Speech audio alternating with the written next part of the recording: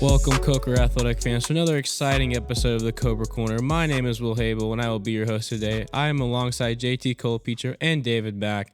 We've got a great show for you guys today as we sit down with Mel DeVore, Michael Lamberti, and Kamari Thompson. Sit back as we unpack the latest and greatest updates from Cobra University Athletics. Let's dive right into our weekly roundup, highlighting key results and performances across various sports at Cobra this past week. To kick off this segment, we're going to start with men's lacrosse, who defeated Young Harris on Saturday. Caleb Hiltz tallied his first 4 NCAA goals in the game, while Utz led the team in points with 3 goals and 2 assists. And Justin Behe tallied 4 goals as well in the contest. And then going to the defensive side, Lennon Connolly racked up 3 cause turnovers and 2 ground balls, while Michael Jensen had 2 cause turnovers and 5 ground balls.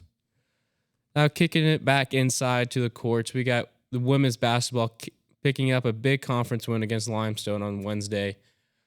Lambert led in scoring, recording 21 points. Thompson had an impressive 17 boards, which leads us to this past Saturday, where the women picked up another conference win against Newberry, 74-61. Lambert led the team, again matching her career high of 23 points. While Kamari Thompson, freshman standout, breaking the Cobra single-season rebound record of 322, previously held by Shamay Hemingway. She now holds the record at 323 rebounds, looking for more this week as the women compete in the 2024 SAC Women's Basketball Tournament with the 7 seed. Men's basketball picked up another conference win on Wednesday, getting the better of the Saints of Limestone, 91-88. Mohamed Bangura with a double-double with 24 points and 10 dishes, both being game highs.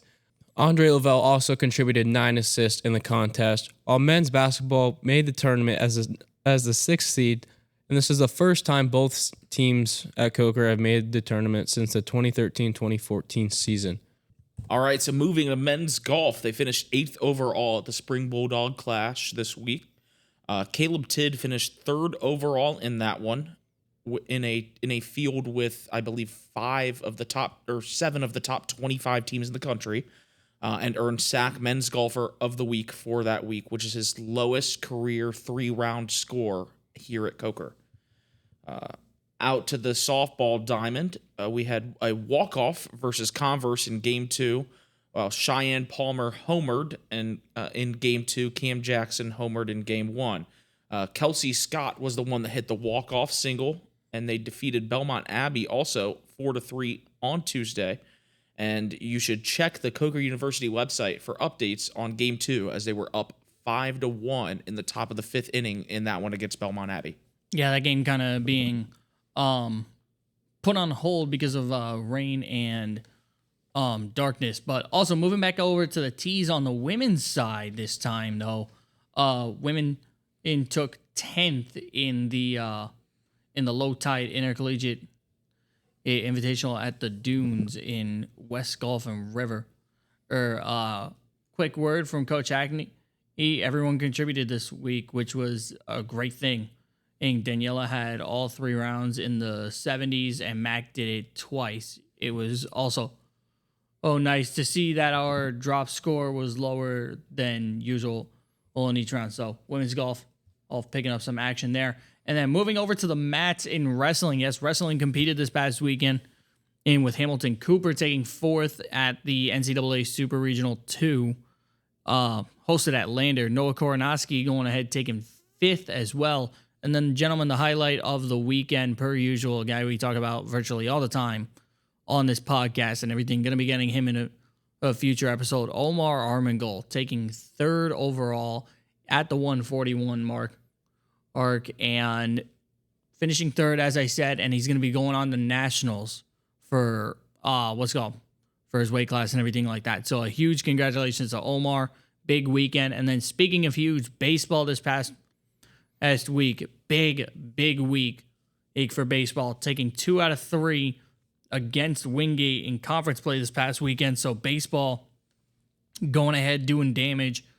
And again, being a huge impact team in the conference, 7-2 so far as they gear up for an LMU matchup this weekend.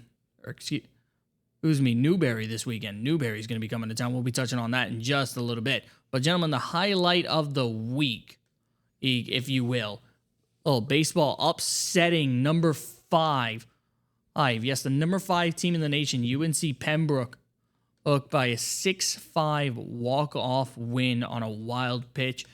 It's David, you and me were in the booth for that one, and the atmosphere was electric after the walk-off. Yeah, even, I mean, you could hear what was going on in the stands, but even in our box, we had the 3 staff members in our athletic media relations, and then also 2 of the baseball players there helping us out, and we were jumping up and down, screaming. I mean, we've got the clip on our social media. You can hear JT on the call, and you can hear me in the background screaming my lungs out because, I mean, you just couldn't contain an excitement for something like that. This baseball team has been off to an amazingly hot start, and it's so much fun to watch. And even though there's not, the fun of watching, big power hitters come to the plate for them and knock huge home runs, they play really good baseball, and they do what works for them, and they get runners on base and they get them home, and by bunting them in, stealing bags, it's so much fun to watch. They play great baseball, and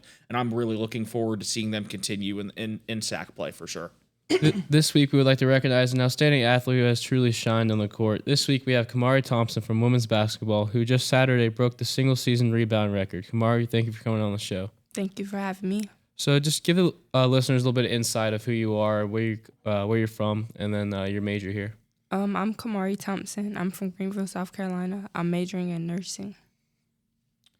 All right, so I guess just tell us a little bit about your basketball journey, kind of how you got started, what really inspired you to continue to play basketball at the next level.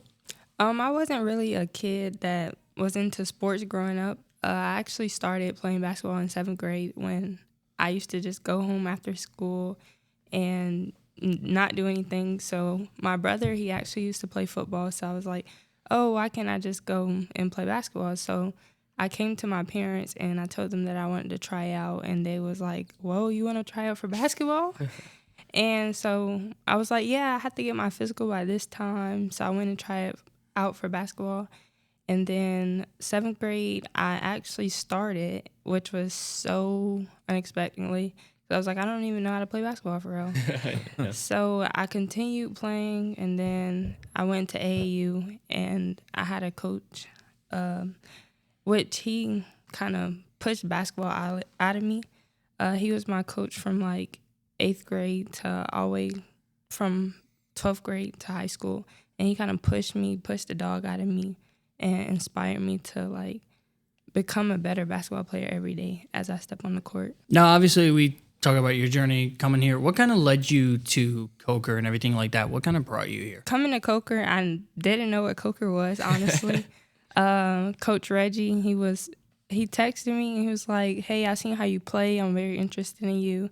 So we kind of got to talking and kind of building that bond. And then once I came to Coker, I was like, this is for me. It's not a big school. It's not a small school. It's just what I need because I'm not into partying or nothing like that.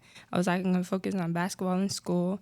So then I was like, yeah, I want to go to Coker because I think I can come here and change the program and get it to where we want it to be. Yeah, so just like going over so far your career at Coker, you've only been here a year and you've already broken records and all that. So I was just curious on what your most memorable moment is as a Coker athlete. Probably my most memorable moment would be starting as a freshman because I never thought that day would come because I knew I was going to play around behind people that was higher classmen than me. But once they got hurt, I was like, I know I have to pick up this role and kind of bring in that freshman mentality. Yes. So I guess following up on that, with the expectations weren't as high coming into the season, but you kind of took charge in that role that was, like Mel said it earlier. Obviously, you worked for it, but the opportunity kind of presented itself with all the injuries. So, what was your mindset going into that after finding out that you were going to be starting? How did you attack the rest of the season? Well, my mindset into it, I was kind of scared a little bit. But then once the game got over and I was like, you know what, I can do this. I mean, freshman, that's just a title on me. I can showcase my basketball and show the Coker and the team that I'm really like her. And again, ever since that first game against Wingate, even then, like, you had minutes beyond belief. 30, I believe it was 31 that was tallied the first game against it was actually UNC Pembroke. And then every single game since, you've pretty much been the main starter for Coker. Or what is it kind of like, just, knowing that pretty much every single all night and everything like that? Normally, when you look over at the score sheet, you're going to see 20 highlighted and everything like that. What is it kind of like just knowing that, hey, okay, you got the start now, and it's kind of, in a sense, has been yours to lose this season? Well, my mindset going into the games is not basically about me as a person or my stats. It's about what I can bring to the team and what impact I can show on the floor. Like rebounding, that's a huge part of our team. I get the ball, get it to the point guards, they push it up the floor. We're either scoring, getting fouled, or making a play. So that's kind of my mindset there. Yeah, so I guess we mentioned the single season rebounding record and the freshman of the year stuff that just came out today. So did you ever in your wildest dreams think that you would be breaking a Coker record in your first year as a player? No, actually, I didn't even know what the record was here until Coach Reggie came up to me. He was like, hey, you're this close to breaking the single season record for rebounds. He's like, you think you can do it? And I'm like, yeah, I can do it. So I just kind of put my mind to it. He was like, you got 34 more you got to go. And I'm like, he's like, you only got to get in 3 games. I'm like, how? I got to tally this up, how many rebounds I can get in each game. So then I kind of was like, you know what? Even if I don't get this many in this game, I can try to get this many in this game and kind of keep going for it. Yeah, and that's something that we had discussed in the office, that the number with 2 games left in the regular season was 34. Mm-hmm. And so it was like, okay, you got to get 17 and 17, split up between the 2 regular season games, which, to most people, that's like, okay, there's no way that somebody's just going to go out and get 17 boards. But then you got 17 against Limestone, was it? And then Newberry this Saturday got 18 to set and then break the record. So yeah, that's got to be such a great feeling for you. With still 3 years left to play, you've already set the bar so high, and you can continue to build on that for sure. And the one thing that I think, and again, obviously you brought it up before, or it's not just a you thing, it's also a whole team thing, and you can kind of see it. I got the chance to see it actually we all got to see it on Saturday when you broke the record and everything. And just throughout the entire season, it's been a team mentality, and everybody pretty much is hyping each other up, whether it's, somebody who hasn't started or somebody who is the number one on the team and everything like that. It's really that team mentality that's brought everybody together. So I'll let you kind of just like elaborate on like that family aspect and that huge team morality. So our team, we kind of started, we never like came together, like we knew each other. So we would like text in a group chat, like who want to do pickup games in the aux gym? So we just go to the aux, pick up teams, have fun, kind of get to know each other a little bit. And then we would kind of like get together on the weekends, have like team meetings on what's our expectations for the team. How can we do this? How can we be better at this? So we kind of like communicated within each other to build that bond and a team chemistry, basically. So just touching on your career a little bit, like what are some of the challenges you faced throughout your career, and how did you overcome them? Probably the most challenging thing throughout my career was losing my brother, because he kind of motivated me to be a better basketball player. Because I know, like, when I lost my brother, I had a game the next day, and it was kind of hard. I had to play basketball, and I was literally bawling in tears while playing basketball, and I'm like, can I really stay in this game? And so I kind of had to think myself through to, like, if my brother was in the stands right now, what would he say? So really losing my brother, that kind of motivated me to like be a better basketball player and kind of carry his legacy with me through, like his football legacy with me in basketball. Yeah, so I guess building off of that, You mentioned your brother. You also mentioned your coach that you had from 8th grade on. Do you have any other kind of role models that have helped you, not even just on the basketball court, but maybe as a person? Most definitely my mom and dad. They kind of push me. They take the sacrifices from driving me to AAU tournaments, basketball practice. Even in high school, I mean, not being like zoned for the school that I went to, driving 30 minutes to go to school, picking me up from practice, and kind of sacrificing their work time to kind of get me where I need to be. Absolutely. And one of the other things too is like obviously there's a whole younger generation out there and everything that you normally see. What would sort of like be your advice for like any of the younger generation or anybody else out there who, again, and is looking to get within not only just a career in basketball, just like some of the younger athletes, if you will? I would most definitely say don't let anybody take your pride out into what sport you want to play. Anything you put your mind to, you can do it. No matter what it is, don't let nobody bring you down, basically. Absolutely. Yeah, so just going like back to your like just being like making your family proud, making your brother proud. So like, what's your legacy, or what do you want your legacy to be after you finish here in college? I most definitely want to write my name in Coker's athletic department to like not even being like a rebounder, a scorer, a team player, basically to like brighten the community and being a great student, basically.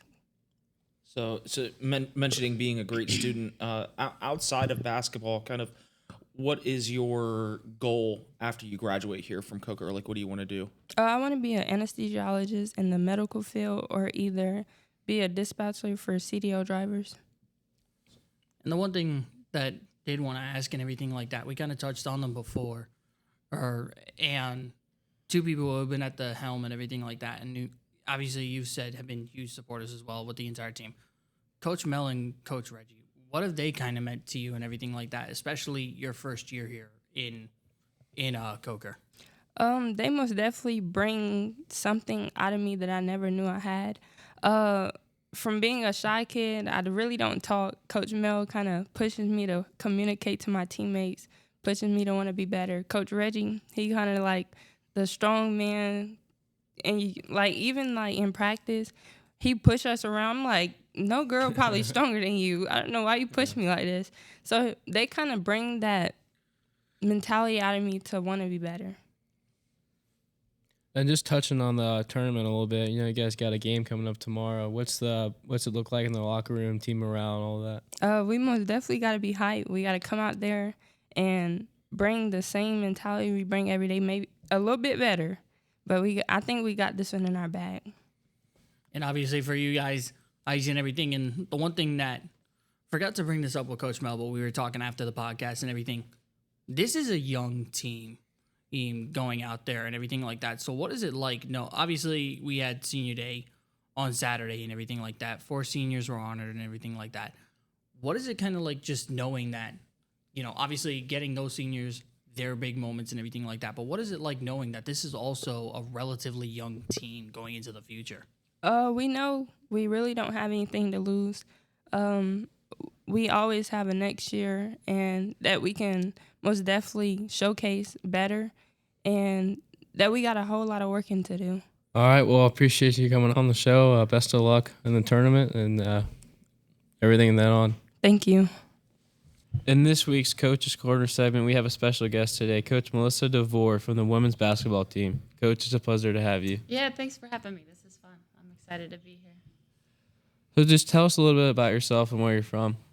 Yeah, so grew up in Indiana, played junior college basketball my first 2 years in Illinois, and actually finished up my career at Limestone. So played there my last 2 years, junior, senior year, and then the current coach who's still there actually recruited me and gave me an opportunity when I finished my playing career to coach with them. So I was the assistant coach there for 11 seasons, I think. I was just about to start my 12th when I got an opportunity here to take over the program, and I had a great career there. We not so much as a player did I win, but as a coach, we started winning and really turned the program around there. And obviously, that's my goal here, is to, make a run in the conference tournament and continue to get better year to year. Yeah, so I guess a good follow-up for that would be, how did it feel this weekend getting to beat your former team and former coach here at home? Yeah, it's fun. Anytime you win is fun. But the way that we lost at their place this season, it was kind of for us a revenge game. I don't know if you guys remember, but we were up 2 at their place with like 22 seconds, and we're at the free throw line. That pretty much the game's over if we make 2 free throws. And we missed them both, and then we go down and foul a kid on a 3-point shot. So we lost on. It was just a heartbreaker. So to come here to get an opportunity to play them again was fun. But Coach Fox and I are really good friends. He's a mentor. He's been someone I, share stories with, and he's taught me a lot in this career. So although I enjoy winning, it is kind of bittersweet to beat them. For sure. Yeah. Absolutely. And for the first time in, I think it's about 3-4 years, the 2020-2021 season, as we alluded to, team's going to be in the playoffs and everything. What has kind of been like the morale for everybody, just knowing that we're going to be in the playoffs and everything this year? What has that morale kind of been like for everybody? Everyone is really excited, as they should be. This is, you recruit kids and you have this vision and this idea of what we want it to look like here, right? And it's fun. And obviously it took a couple of years, right? But it's fun to see the freshmen who have kind of like the Deja Lamberts and the Mariah Mitchums and the Chris Knights, who have been a part of it when we weren't. We talk about being better, and we talk about making an appearance in the conference tournament. We talk about making a run in the conference tournament. For them to have put in the work, and now it's like, okay, we're here, we've earned it. It's just really exciting. Obviously, that's everyone's goal, is to play in March. If you play basketball, that should be your goal, right? So it's exciting that we're one of the 8 teams to make it, and I'm looking forward to Tuesday. Yeah, absolutely. I mean, especially being in the SAC. It's not a very competitive conference for sure. The SAC is unbelievable. Yeah. Yeah. I mean, coming from just like a lacrosse perspective too, like Yeah. it's just crazy how competitive this conference is. So just to bounce off that, you talked about like developing players, and what does that look like for you? Like when you go recruit them, what do you look for? Yeah, we want to change the culture here. We want kids that want to be here, and we want kids that want to be here like for the long haul, not 1-2 year. Like, not that we don't recruit transfers, but I think my philosophy, my recruiting philosophy, my goal was to change the culture, and to have culture change, you have to have some rapport, right? You have to have some camaraderie. You have to have kids stay in your program longer than 1 or 2 years, and then you can kind of bring in a balance of some experience with portal kids. And the portal has changed recruiting so much, but For sure. we really try to recruit high school kids and balance out our roster with some veterans who have college experience. And this year, that was our plan. If you look at the makeup of our roster, although Kamari has had a tremendous season, phenomenal year, there was no talks of in recruiting Kamari come in and be our guy year one. That was not the conversation. We've had the most depth we've ever had at that 5 spot, and just the way that the season played out, injuries happened. She kind of embraced her role and really made the most of her year. But in recruiting, we try to get kids that obviously fit our style of play. We want to play fast, we want to press, we want to score off our defense, and we just got to continue to get better. And it starts with the players that fit the culture, players that fit Hartsville, players that fit me and really want to serve the community and get involved. It's not just about basketball. Absolutely. And going back to Kamari and everything like that, going back to the record this weekend, obviously, It would have been remiss if we didn't talk about it and everything. Obviously, she broke the record this past week, and then the funny thing about that record is it's going to go up because she's got a couple more games. What was it sort of like this weekend for her to break a record that was 10 years old, actually, to that point? A record that was held from the 2003 to 2004 season. What was it like kind of just seeing somebody who is a true freshman go ahead and just break that type of a record? Right, it's amazing. Like I said, like this wasn't a part of the plan, but you never know. Like God's plan is greater than mine, and the way that it worked out and the situation that she kind of, I wouldn't say fell into. Like she definitely earned all the minutes that she's gotten, but we're lagging at that 5, so she was able to play a lot more minutes than we anticipated. But I would say probably midway through the season, the numbers that she was getting on the rebounding line, right? We were like, let's just take a peek and see what that number is for single season. And then we realized how close she was, and it was like, wow, this is really attainable for a freshman. Like it's pretty special what she's done. And she just has, if you watch Kamari, I don't know if people think like she's a really hard worker. I don't know if that's what people see, but she just has a knack for the ball. Like the ball finds her, but she did it in high school as well. Like she's at 1,000 career rebounds in high school. That's unbelievable. So we know that that's kind of her thing, but super excited for Kamari. I'm proud of her and what she's been able to do this year, and it'll be fun next year because we'll have Janae back. We'll have some conversations to be had. It'll be competitive at that 5 spot. So anytime it's competitive, we're getting better, right? We're getting better. I think when you have a problem with, okay, who are we really going to play there? Yeah. I think that's a good problem to For have. sure. You know, when you have a freshman that came in their first year and did what they did, and I know we had a conversation in the office where we were like, okay, for her to reach this before the SAC tournament, she needs 34 rebounds total in her last 2 games, Right. which normally is like, there's no way. Yeah. Yeah. And then she goes out and has 17 rebounds against Limestone. Mm-hmm. And then this weekend she had 18 to break the record. So it's kind of crazy to see somebody like that in their first year of not even just here at Coker, but college level basketball where it's very high level. To be able to do that is awesome. It's unbelievable. And I would say she was pretty evenly matched as far as size versus the Limestone big, but Newberry's big is 6'4", and she's like, some of those boards she went and got. They didn't just fall in her hand. But I'll be lying if I didn't say we didn't maybe put in her ear that you're really, really close, Yeah. So I think that was a little added motivation. But still, she did the work, right? She did it. She earned it. And it was pretty special. And our team has really been supporting her a lot. It's awesome. It's awesome to see. So I guess transitioning. So you talked about being the assistant coach at Limestone and then coming here and taking over the head coaching role. What has that transition been like, going from an assistant coach to a head coach, and what is the I guess the difference of a role between both of those?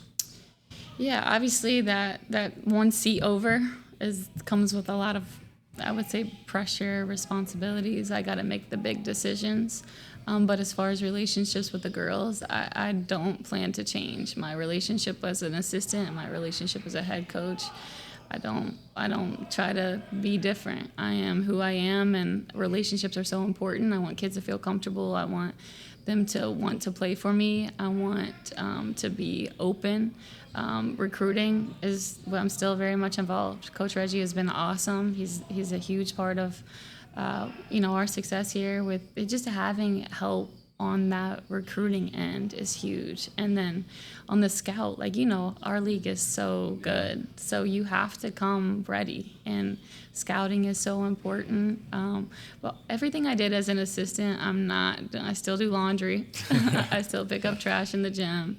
I still recruit. I still run errands. Nothing has changed. I would say the biggest difference is it's just making some of those big decisions that aren't always fun. Those conversations that are a little more I would say uneasy or difficult. Yeah. But I think that it's needed, and I do it my way. So I don't think there's as a head coach, you have to be this way or not. But I've enjoyed it. I'm happy to be here, and we've had a really fun year. So just bouncing off that a little bit, how has Coach Reggie helped you as a team, especially this year, making the conference tournament for 3 years? Yeah, he's been great. He's great. I wouldn't say he's a huge personality, like he's not that loud, but on the bench and games, he's really kind of embraced the press and helping the girls get to their spots in the press defense. I would say that's his huge contribution that has really kind of set us apart from previous years. I've been recruiting to get to the press and to play like this. And now we have a roster that we're able, but now having a coach that's as bought into it as me it's really fun. And we get along. And he's a huge help with recruiting. He finds kids. We both tag team them in the recruitment, but just another set of eyes, another person who's equally as invested as me is huge. So I'm happy to have him. Absolutely. And the other thing to kind of go off of and everything like that, just to kind of like piggyback off that, hey, the press defense, you just talked about it. Not a lot of people, or not a lot of teams really run a press defense that much and everything like that. It's a faster style of play and everything like that. And a lot of teams you don't see play it until about the fourth quarter, midway through. But yet at the same time, you guys do it from opening tip on and everything like that, and it's a huge change of style, and it kind of throws a lot of teams off. What was it kind of like just having you guys just play that faster or pace of defense and everything like that, and going to the full court press? Right. I think so. Since I've been here, we've pressed a little bit, but you have to have depth. Like to do it the way that we want to do it, you have to have depth. You have to have people come in with equal energy as the first group. Otherwise, it's not effective. But we have depth. We've been recruiting. Like if you see our starting group and then we sub them, and our second line may have a little more bounce than the first group. And I think we finally have a makeup of a roster that allows us to play it the entire game. And we're super fast. We're athletic. We got a little fight to us. So all of that is important. And they've really bought into that defensively. And it's been a part of our recruitment. Like, this is how we're going to play. This is what we see. And if you can't fit into that, we're probably not interested.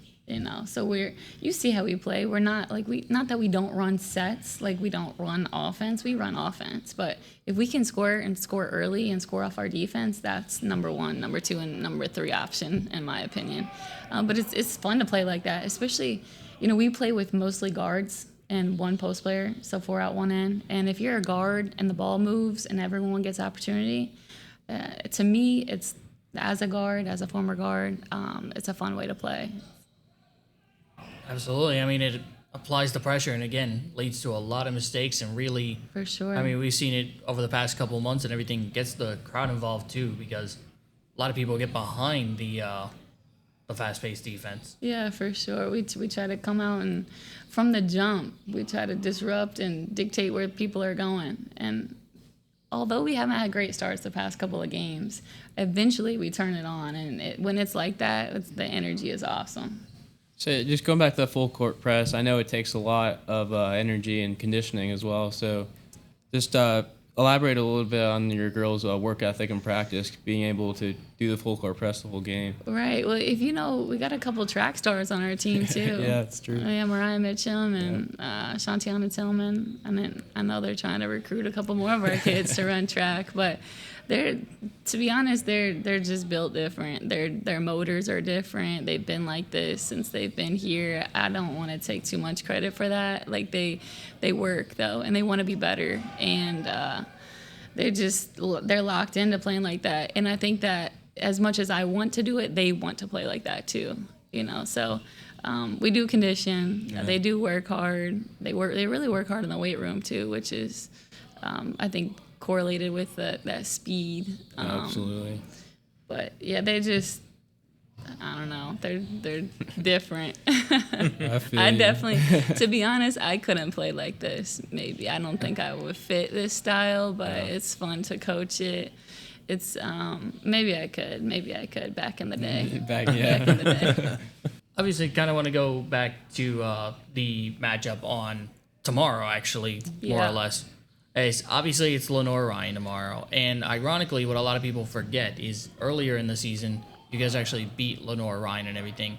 And when you went to their place, obviously, it was a reverse effect. And pretty much you guys split the series. But Lenore Ryan was the number 2 team. What is it kind of like just knowing, like, hey, we can hang with these guys and we can beat, some of the better teams, and just knowing that the conference is, I almost want to say, wide open and everything like that, because of the fact that, again, it's truly, from what I've been here, the saying it's anybody's ball game is honestly probably the most true statement when you talk about the SAC. It really is. And we actually we didn't split with them this year. They beat us. I think it was our worst loss of the year. We lost 2 25-point deficits. We lost to Carson Newman at Carson Newman, and then we lost LR at home. Was bad. It was a bad loss. We lost by 25, but we just weren't ourselves that game. Like we came out flat. The ball wasn't going in. We turned it over way too many times. But then at their place this last time, we lost by 10. And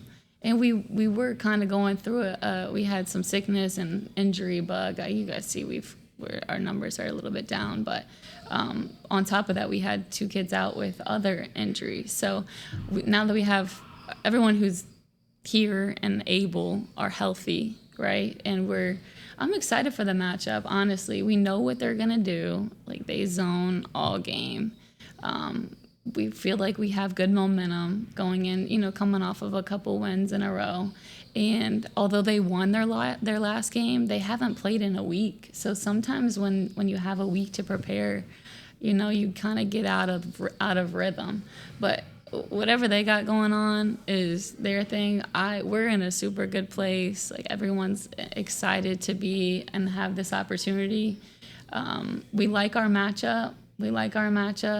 We have to do better by possessing the basketball, and that's really been our stress this week. Is because like you say, we all keep saying, like, our league is so good, and anyone's game, anyone's day, the ball bounces a certain way. But where we have to help ourselves is limit turnovers, and that's kind of our biggest focus for this year. Defend. We know we're going to defend because we've been doing it all year, but take care of the ball. Give us a chance to win.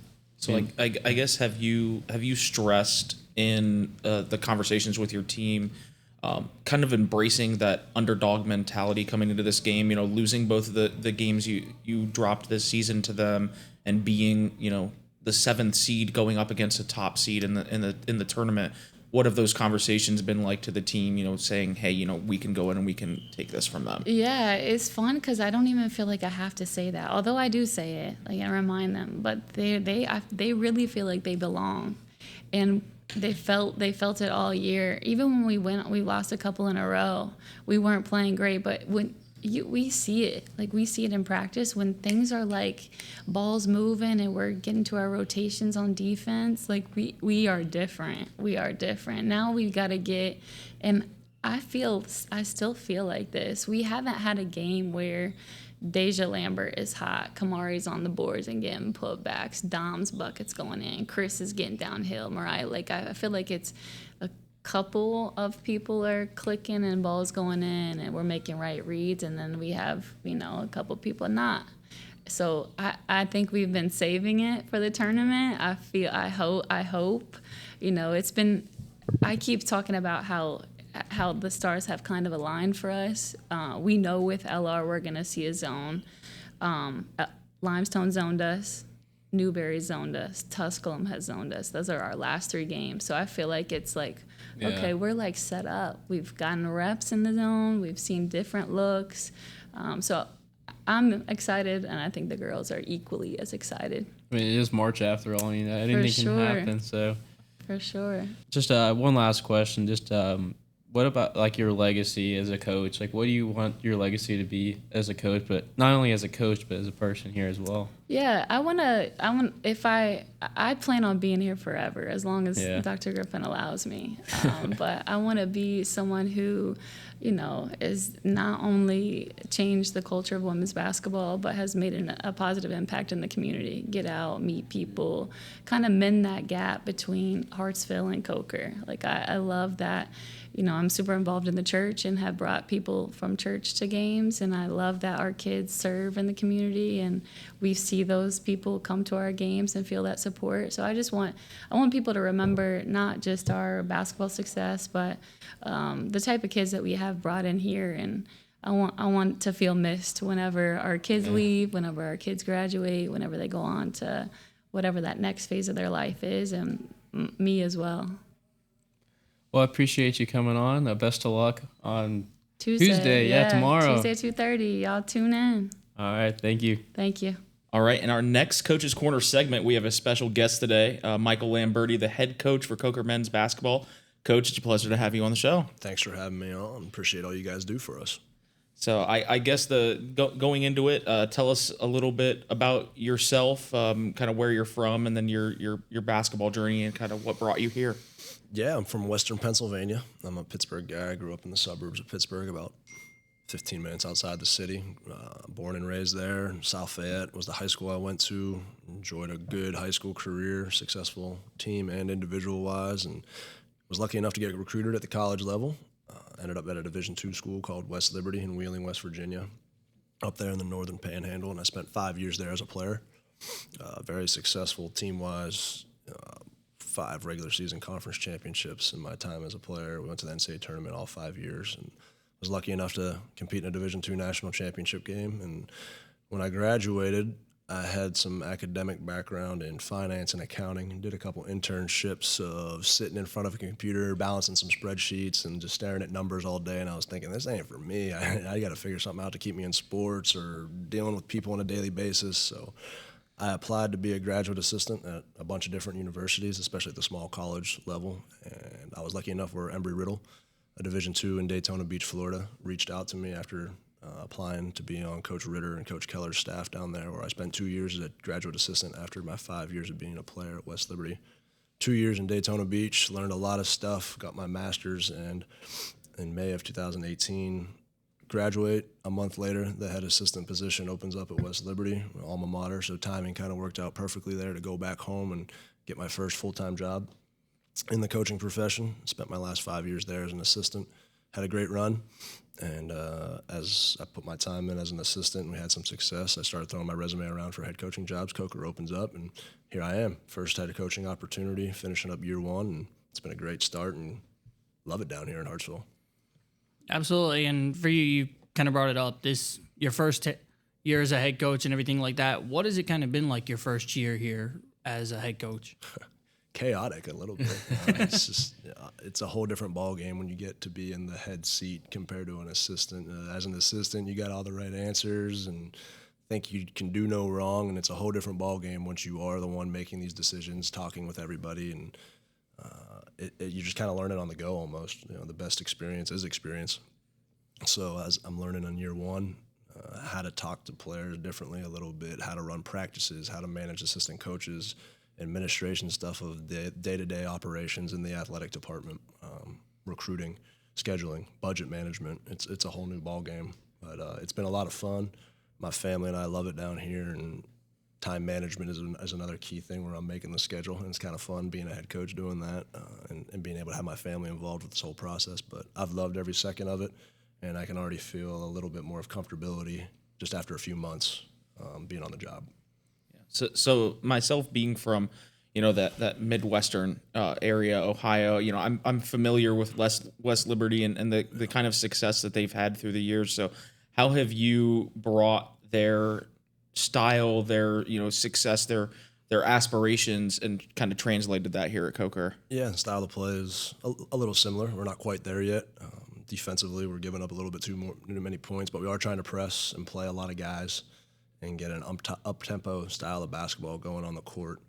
And then a kind of freedom on the offensive end. A lot of the stuff we see on our And our offense is a freedom of motion offense of guys just reading and reacting of what the defense is throwing at you. And our goal is that these guys play so much together in the fall and in practices and open gyms and in workouts that they know each other's strengths, know each other's weaknesses, and no matter what thrown at them on the game court, they've done it in practice and then just know how to read and react. So it's a little bit different because it's not as structured and scripted as most of our guys are used to. Or, coach, what set do you want to run here? Coach, what do you want?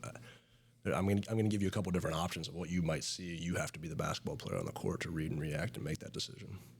Yeah. So further on that, I guess, with the awards being announced today, Hayden Abdullah getting on the all freshman team, but more, recognition wise, Andre Lavelle getting first team all SAC, and then the newcomer of the year. So I guess we talked a little bit with Andre about his path here. So from your perspective, what was it like bringing him into Coker and getting him acclimated and stuff like that? Yeah, he fits under the perfect mold of how I like to recruit is build relationships. And I've known Andre for 3 years now. When Ohio Valley shut down and he was looking for a new spot, we had recruited him pretty highly at West Liberty.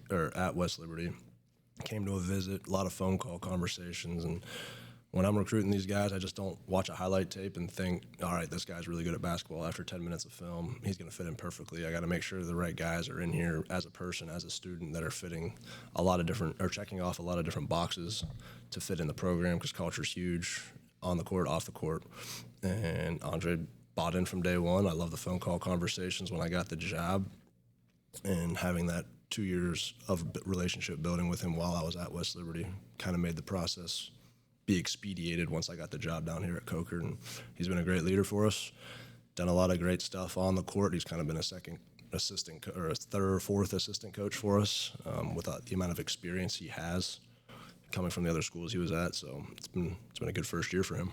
Yeah. So bringing that along in the conversation as well with your transition into the head coaching and then kind of taking on a lot of new players, because I'm sure you got some of your players that you recruited, but a lot of these guys were already here and in a system. So how have the challenges been like implementing that new system and getting these guys that have been here for however many years to kind of buy into that? Yeah, I think it's been completely different for these guys, but they've all been bought in mentally. They're all on board and listen to me as a coach and aren't second-guessing anything. And when I first got the job, the first thing I did was call all 15 players to make sure this was going to be a good fit, and everybody just said, we want to win, we want to win, we want to win. We know where you're coming from. We know your resume. We're fired up to play for you, whatever we need to do, whether it be fill up the water bottles before practice or you need me to play 40 minutes. It didn't matter. They were all about whatever task they had to do to change what's going on the basketball court to help win ball games. So some of these guys weren't recruited to fit this type of style of play, but they've adjusted pretty well, and I think that's why we were able to bring in a winning season. Some guys were recruited to be a post player, that sit down on the block, and that's not exactly what our offense is about. Or some guys were recruited to just sit on the wing and run off a bunch of screens and shoot the basketball. I need you to be able to pass, dribble, shoot, do all those type of things and be very versatile. So that was a change. It's the style of play of how fast-paced it was. Instead of walking the ball up the court and averaging in the 70s like they did in the past, now we're averaging 101 points per game. That's a big change. So to adapt to that style of play, sometimes it takes a year, 2 or 3 before you start having some success. But these guys have, it's clicked a little faster for them, and I think that's why we've been able to win some games. Absolutely. And one of the you bring up the points and everything like that scored. Yeah.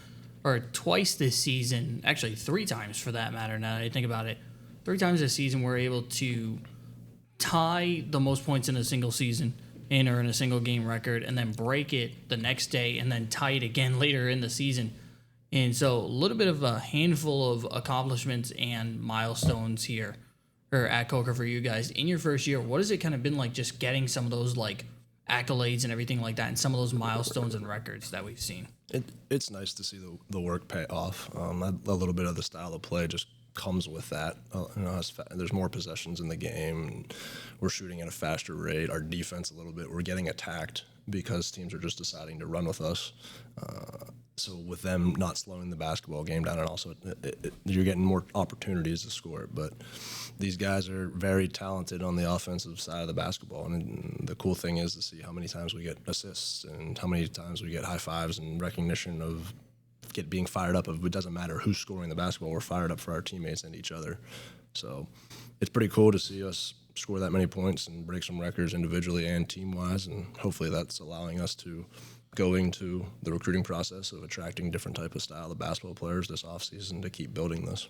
So I guess following up on that would be with getting all the accolades, and then I know we looked into this 2 seasons ago, they won 5 games all year. So the change from that, and then last year winning, I think they won 12, 13 games, and then now having an above 500 record for the first time since the 2013-2014 season.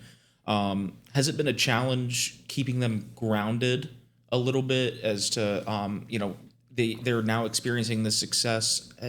Have you faced any challenges with making sure that they keep a level head in this process? Yeah, that's my job as a head coach, is to make sure that you just take it day by day. We didn't really set team goals of we want to win this many games, or we want to have this in the standings, or we want to break school records and things like that. It was just come in each and every day ready to work. And if you have the mental focus of what can I do today to be better, how do I learn from yesterday to improve today, then you're going to be just fine. Let's worry about this game or this practice or this shoot around or this film session, and instilling that confidence in these guys that may have went through those 5-win seasons or 12-win seasons, whatever it may be, to now this is how it works. It's not I just show up on Wednesday on game day and coach waves this magic wand and we're going to score a bunch of points and get a win. No, how much you worked in August, September, October is why we're winning in November, December, January. So these guys have changed their daily work ethic on the court, in the film room, in the weight room, to allow them to be successful. Absolutely, and it kind of goes, again, the success shows and everything like that, and it's sort of that one thing of, you coming in here and having these guys believe in everything like that, and it's one of those things where, I mean, I can vouch, there are some days where I'm leaving the office and everything like that, and there's a handful of guys, there was one day I was leaving the office, it was in September when I first got here, and the guys were running, a scrimmage by themselves. They were running in games in the court by themselves and everything like that. No coach or anything like that. As a coach for you, what is it like just seeing that these guys have bought into the mentality and now know what the mentality is? And what is it like just seeing that the team has the willingness to win and pretty much buy into everything that you're saying as a head coach and believing in it? Yeah, it makes my job a lot easier once the guys are fired up and want to be in the gym is half the battle. The mental game of I get to go play basketball instead of I have to be there and coach is making me do it. If you want to be in the gym, if you want to get better, if you want to be in there with your teammates, well, then I get to concentrate on how to run plays and do all the strategical stuff instead of, come on, I got to fire you up. Do you not want to be, like if you're an energy zombie and you don't want to be, probably got to find a new spot for you. That's part of the relationship building and the recruiting process that I talked about. Is I want to be surrounded by guys that feel grateful for what they're doing every day, from the assistant coaches, the athletic trainers, to managers, to guy 1 to guy 20. If you're not fired up to want to be in the gym and feel like you get to do something, there's a lot of worse things you could be doing in life. So to see them wired that way and wanting to get that extra work in, that's a step in the right direction. So picking back a little bit with having the 5 wins and then the 12 wins and then being, the first time above 500 this season, and qualifying for the playoffs and obviously still, have some more work to be done this season as well. How do you build on a season like this going into next year? I think it's going to help with, returners now know what I'm all about. They know how the practices are run. They know how the conversations are going. They know what kind of plays we're going to run. They know the defense, the offense. You're going to see guys that were in their first year in this system who return next year for year 2 take that big of a jump. And then it's my job and the assistant coach's jobs to surround them with guys that are going to fit that mold of being successful in this style. So I'm excited to see some guys take a jump from year 1 to year 2. And it's cool to get excited about winning seasons, but competing for championships is even more fun. And hopefully one day we get to say Coker's in the NCAA tournament for the first time ever with men's basketball, or Coker's hosting a regional tournament, or Coker is winning a championship for the regular season or conference tournament championship for the first time. So it's a good stepping block for what we're doing right now. And hopefully we can make a little run this week in the conference tournament.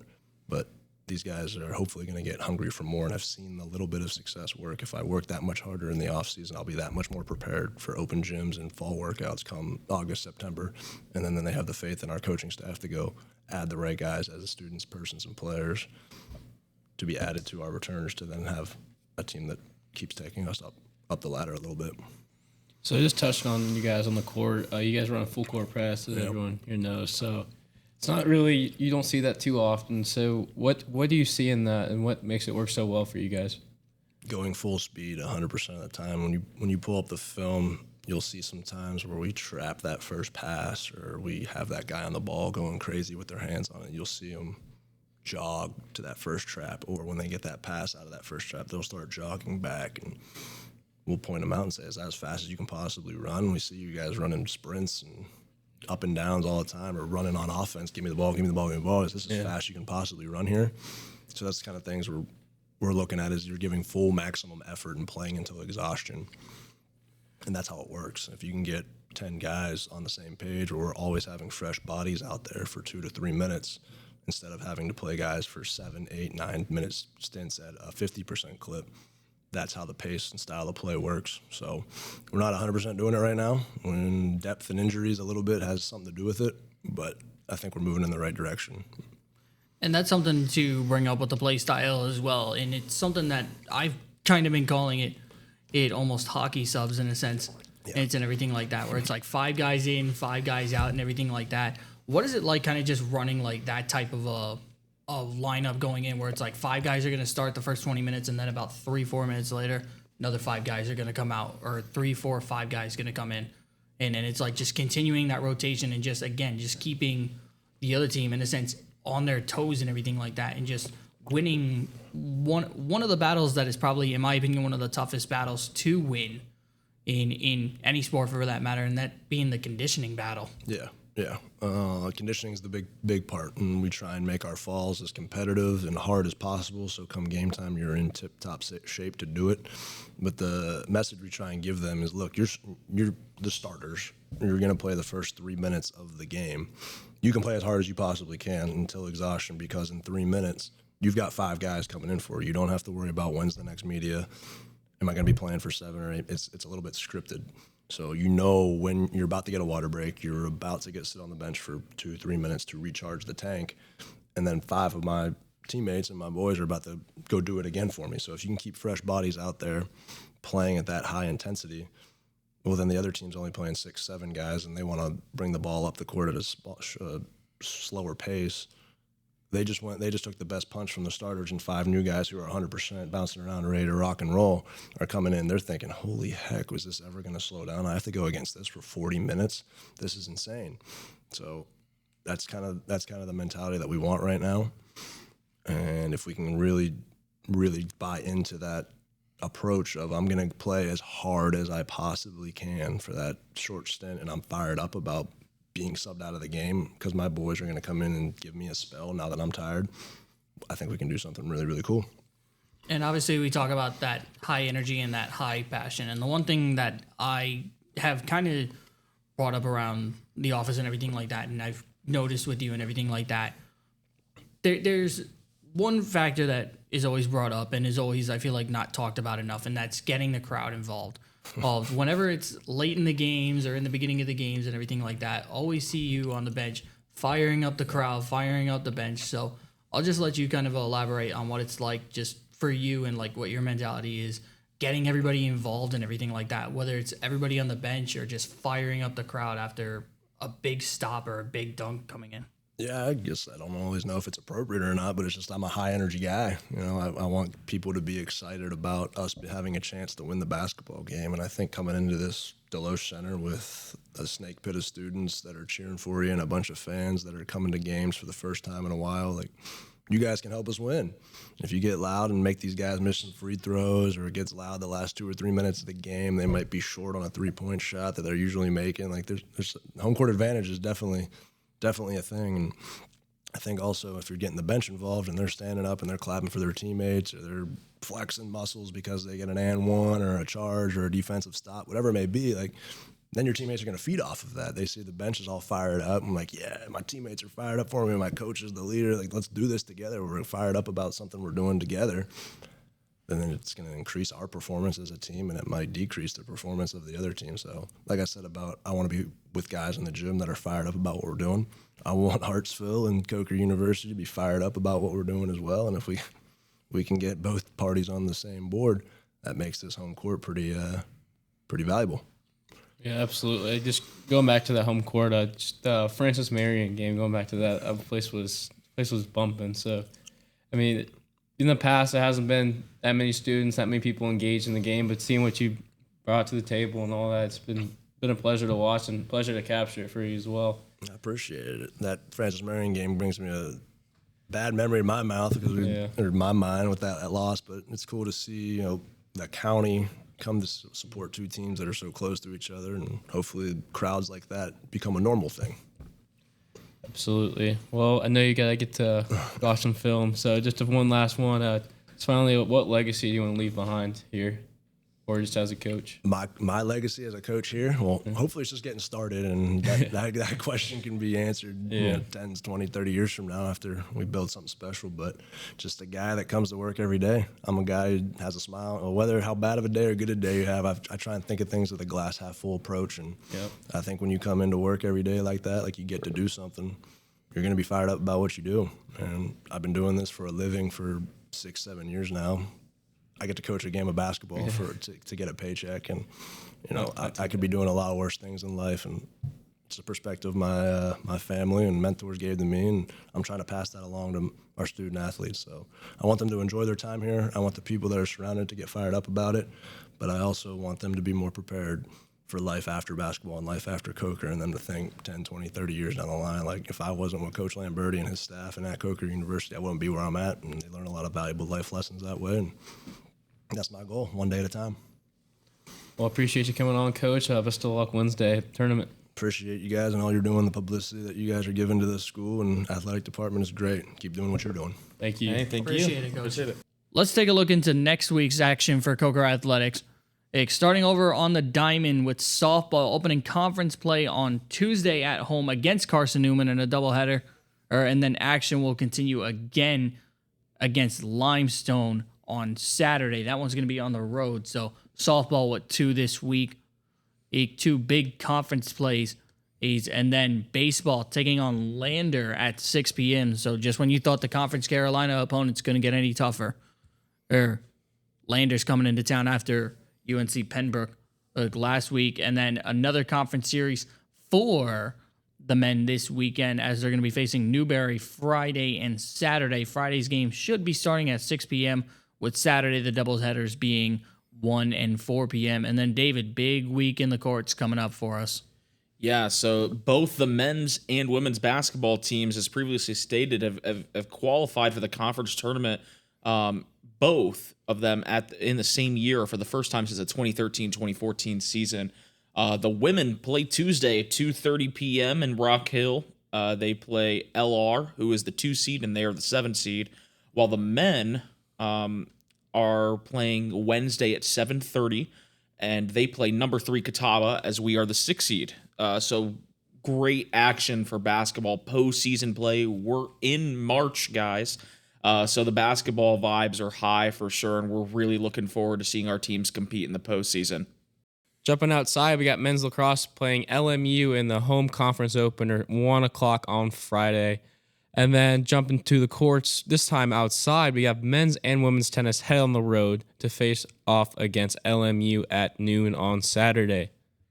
And there you have it, another episode of the Cobra Corner. We hope you enjoyed the show and can't wait to see you supporting Coker Athletics in the stands or online. Remember, your passion and support really does make the difference for our teams. So keep cheering, be loud, and let's go Cobras. See y'all next week.